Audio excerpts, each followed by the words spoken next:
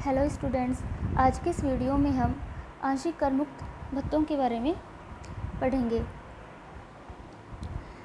करदाता द्वारा कुछ निर्धारित शर्तों की पूर्ति करने पर ही इन भत्तों की छूट दी जाती है, इसलिए इन्हें आंशिक कर मुक्त भत्ते कहा जाता है। आंशिक कर मुक्त भत्तों में सबसे पहले हम मकान किराया भत्ता या हाउस रेंट अलाउंस पढ़ेंगे। हाउस रेंट अलाउंस को शॉर्ट में HRA भी कहा जा सकता है। नियोक्ता द्वारा अपने कर्मचारी को मकान किराया भत्ता दिया जाता है। मकान किराए भत्ते की छूट तभी मिलती है जब करदाता मकान किराए पर लेके रहता हो और ऐसे मकान का किराया चुकाता हो। यदि करदाता मकान का किराया नहीं चुकाता या वह अपने खुद के मकान में रहता है तो करदाता को मकान किराए भत्ते की कोई छूट नहीं मिलेगी और नियोक्ता द्वारा प्राप्त ऐसे भत्ते की पूरी राशि करदाता की सैलरी में ऐड होगी और वेतन शीर्षक की आय में जोड़ा जाएगा। वह ऐसे भत्ते की राशि पर कर लगाया जाएगा। तो करदाता को प्राप्त मकान किराया भत्ते की कर मुक्ति के लिए कुछ कंडीशंस दी गई है। इन कंडीशन में जो राशि सबसे कम होती है उस राशि की सीमा तक ही मकान किराया भत्ता कर मुक्त माना जाता है। वह मकान किराया भत्ते की शेष राशि करदाता के वेतन में जोड़ी जाती है। तो फर्स्ट कंडीशन है संबंधित अवधि के लिए मकान किराया भत्ते की वास्तविक प्राप्त राशि। यह संबंधित अवधि से आशय उस अवधि से है जिस अवधि में करदाता किराए के मकान में रहता हो या जिस अवधि के लिए करदाता मकान का किराया चुकाता हो। सेकंड है संबंधित अवधि के लिए चुकाए गए मकान किराए का वेतन के 10% पर आधिक्य।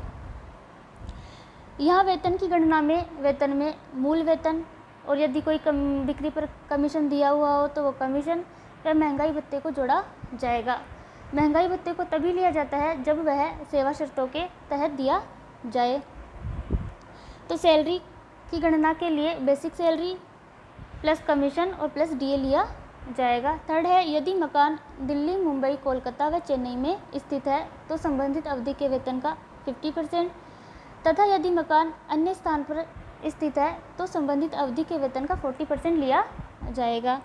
अतः यदि करदाता ऐसे मकान में रहता हो जो मेट्रो सिटीज़ में स्थित है तो मेट्रो सिटीज़ में सैलरी का 50% व नॉन मेट्रो सिटीज़ में सैलरी का 40% लिया जाएगा।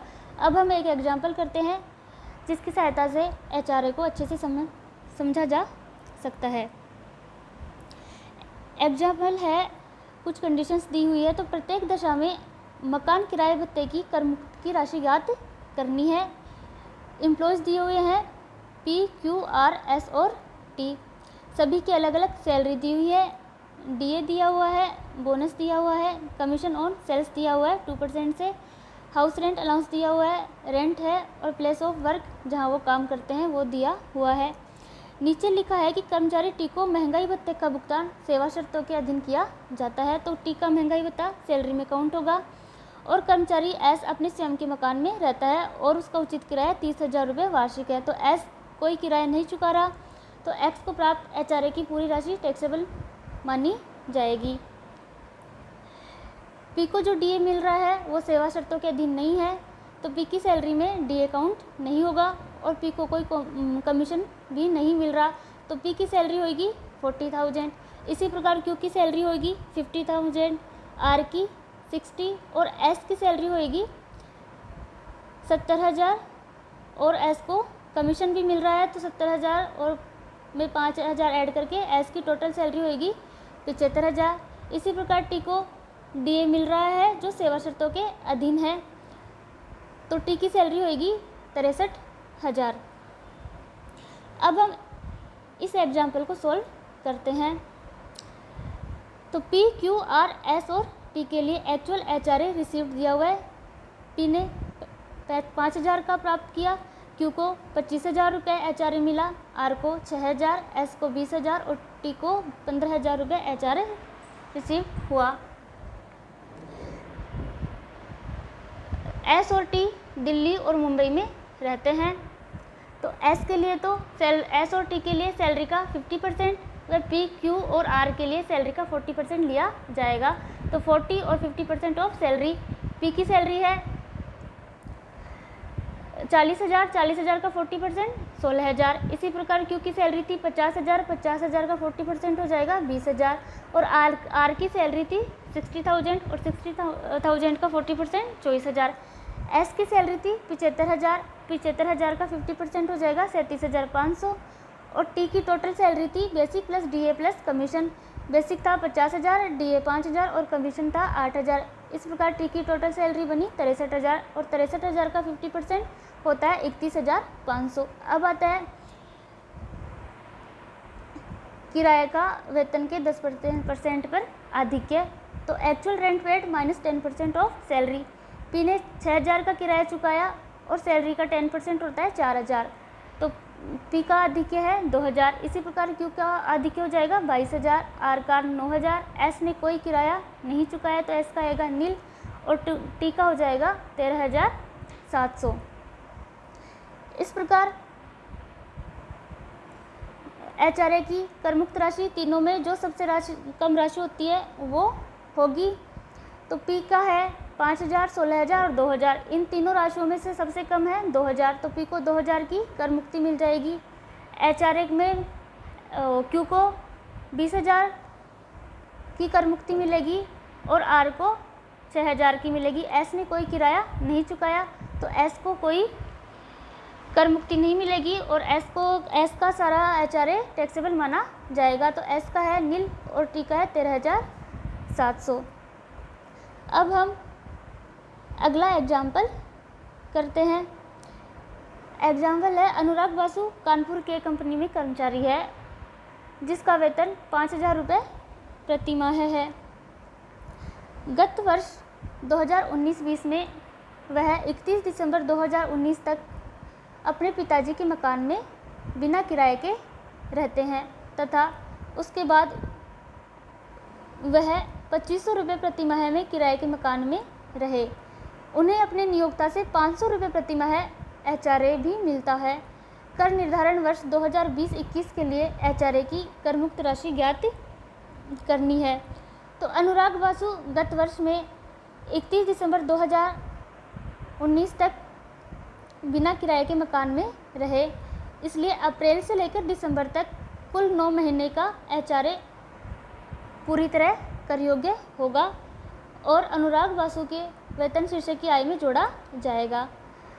अनुराग बासु जनवरी से किराए के मकान में रहते हैं और जनवरी से किराया चुकाता है। तो गत वर्ष में जनवरी से मार्च 3 महीने किराए के मकान में रहे और उसका किराया चुकाया, तो 3 महीने की एचआरए की करमुक्ति उन्हें मिलेगी। और इस एचआरए की करमुक्ति 3 राशियों में से जो सबसे कम राशि होगी उस सीमा तक मिलेगी। तो फर्स्ट है संबंधित अवधि के लिए मकान किराए भत्ते की वास्तविक प्राप्त राशि। अवधि हो गई 3 महीने, मकान किराया भत्ता मिल रहा है 500 रुपये प्रति माह, तो actual amount received of HRA 1,500।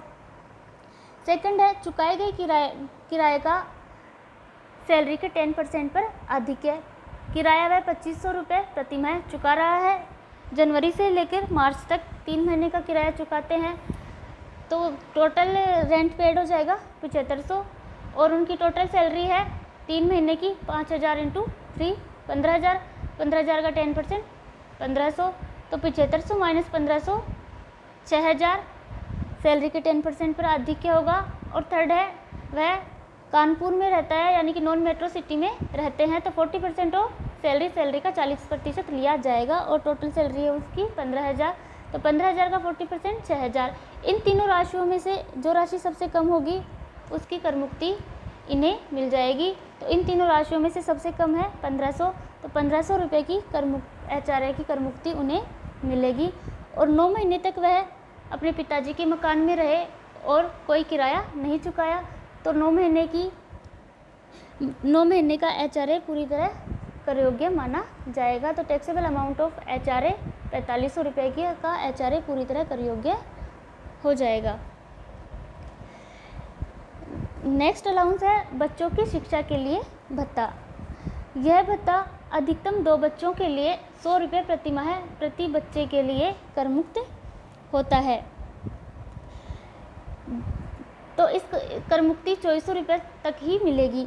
जैसे यदि कर्मचारी के 3 बच्चों में से प्रत्येक के लिए 120 रुपये प्रति माह की दर से 120 × 3 × 12 4,320 रुपये भत्ता मिलता हो तो केवल 2 बच्चों पर 100 रुपये प्रति माह की दर से 2400 रुपये ही कर मुक्त होगा और शेष 1920 रुपये की राशि कर योग्य होगी। और यदि 3 बच्चों के लिए 75 रुपये प्रति माह की दर से 225 रुपये प्रति माह भत्ता मिलता है तो केवल 2 बच्चों के लिए 75 × 2 150 रुपये प्रति माह ही कर मुक्त होगा। सेकंड है बच्चों के छात्रावास व्यय के लिए भत्ता। यह भत्ता कर्मचारी के बच्चों के छात्रावास व्यय की पूर्ति के लिए नियोक्ता द्वारा स्वीकृत किया जाता है। यह भत्ता भी अधिकतम 2 बच्चों के लिए 300 रुपये प्रति माह प्रति बच्चे के लिए कर मुक्त होता है। इस भत्ते की कर मुक्त राशि भी प्रत्येक बच्चे के लिए अलग अलग ज्ञात की जाती है और इस भत्ते की अधिकतम 7200 रुपये की राशि तक ही यह कर मुक्त होता है। थर्ड है परिवहन भत्ता। परिवहन भत्ता अंधे, गूंगे, बहरे अथवा शारीरिक रूप से विकलांग कर्मचारियों के लिए दिया जाता है। यह भत्ता 3200 रुपये प्रति माह तक कर मुक्त होगा और यदि अन्य कर्मचारियों को यह भत्ता दिया जाता है तो यह भत्ता पूरी तरह कर योग्य होगा। नेक्स्ट है यातायात संचालन भत्ता। यह भत्ता यातायात संस्थाओं में कार्यरत उन कर्मचारियों को दिया जाता है जो वाहन को एक स्थान से दूसरे स्थान तक ले जाने के कार्य में संलग्न है। यह भत्ता इस दौरान उनके व्यक्तिगत व्यय की पूर्ति के लिए दिया जाता है। इस भत्ते की देय राशि का 70% या 10,000 रुपये प्रति माह है, जो भी दोनों में कम हो तक राशि कर मुक्त होती है। नेक्स्ट है कोयला खनन कार्य भत्ता। जमीन के नीचे खान में काम करने वाले कर्मचारियों को दिया गया भत्ता 800 रुपये प्रति माह तक कर मुक्त होता है। तो कोयला खनन कार्य भत्ता खनन कार्य करने वाले कर्मचारियों को दिया जाता है और यह 800 रुपये प्रति माह तक कर मुक्त होता है।